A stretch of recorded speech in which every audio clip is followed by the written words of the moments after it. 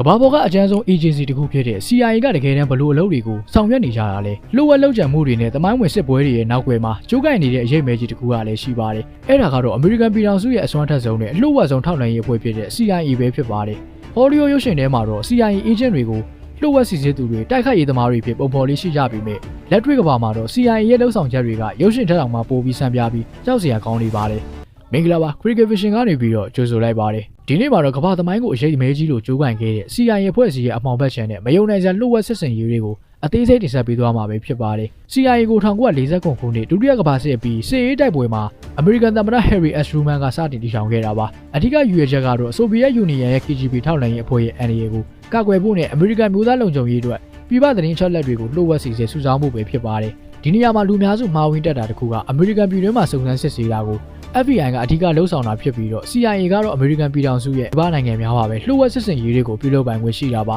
ဒါပေမဲ့တမိုင်းချောင်းအရဆိုရင် CIA ကသတင်းချက်လက်စုဆောင်းရုပ်တွေမကဘဲနဲ့တခြားနိုင်ငံတွေရဲ့နိုင်ငံရေးတွေစစ်ပွဲတွေထဲမှာပါဓာတ်ရိုက်ဆွတ်ဖက်တာတွေကိုစတင်လှုပ်ဆောင်လာခဲ့ကြပါတယ် CIA ရဲ့တကယ်အန္တရာယ်ရှိတဲ့လှုပ်ဆောင်ချက်တွေကို Cover Operation လို့ခေါ်ကြပါတယ်1953ခုနှစ်မှာအီရန်နိုင်ငံရဲ့ဒီမိုကရေစီနည်းကျရွေးကောက်ခံရတဲ့ဝန်ကြီးချုပ်မိုဟာမက်မော်ဆာဒတ်ကိုဖြုတ်ချဖို့အတွက် Operation Agent ကို CIA ကနောက်ွယ်ကနေကြိုးပမ်းခဲ့ပါတယ်အကြောင်းကတော့အီရန်ရဲ့ရေနံလုပ်ငန်းတွေကိုနိုင်ငံမှာသိမ်းလိုက်မှုပဲဖြစ်ပါတယ်ဒါပေမဲ့မကသေးပဲကျူဘာကောင်းဆောင်ဖီဒယ်ကက်စထရီယိုကိုလည်းအချိန်ပေါင်း600ထက်မကလုံခြံမှုစူးစမ်းခဲ့တဲ့ Operation Mango ဆိုတာလေးထင်ရှားပါတယ်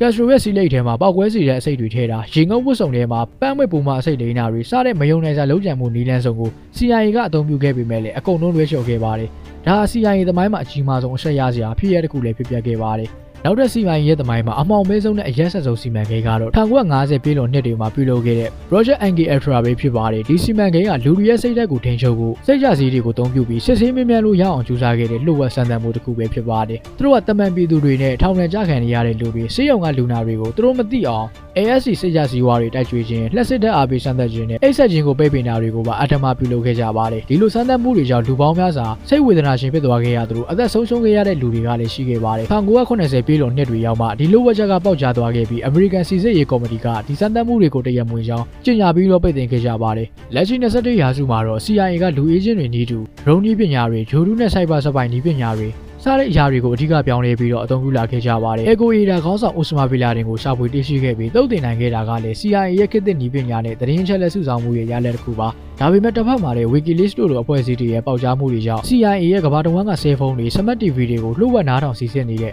Vox 7 နည်းပညာလှုပ်ဝက်ချက်တွေကလည်းလူသိရှင်ကြားဖြစ်ခဲ့ရပါတယ်။ဒီမိုကရေစီနဲ့ငြိမ်းချမ်းရေးကိုကာကွယ်ဖို့ဆိုတဲ့ခေါင်းစဉ်အောက်ကနေတည်ထောင်ခဲ့ကြပြီးမဲ့တမိုင်းတစ်လျှောက်မှာလှုပ်ဝက်စမ်းကြယ်မှုများစွာနဲ့အငင်းပွားဖွယ်ရာလှုပ်ဆောင်ချက်တွေကိုပြုလုပ်ခဲ့တဲ့ CIA ဖွဲ့စည်းကြောင်းကိုမိတ်ဆွေဘလို့ထင်မြင်လဲဆိုတာကိုcomment မှာလည်းပြောပြပေးသွားလို့ရပါတယ် Critical Vision ကနေပြီးတော့သမိုင်းဝင်ဖြစ်ရစမ်းတွေနဲ့မယုံနိုင်စရာကောင်းတဲ့ကမ္ဘာလှုပ်ဝက်ချက်တွေကိုဆက်လက်တင်ဆက်ပေးသွားမှာမို့လို့ဗီဒီယိုကို like ပေးပြီးတော့ subscribe လုပ်ခဲ့ပေးဖို့ကိုလည်းတောင်းဆိုချင်ပါတယ်ဆိုတော့အဆုံးလေးကြည့်ရှုပေးခဲ့တဲ့အတွက်လည်းကျေးဇူးတင်ပါတယ်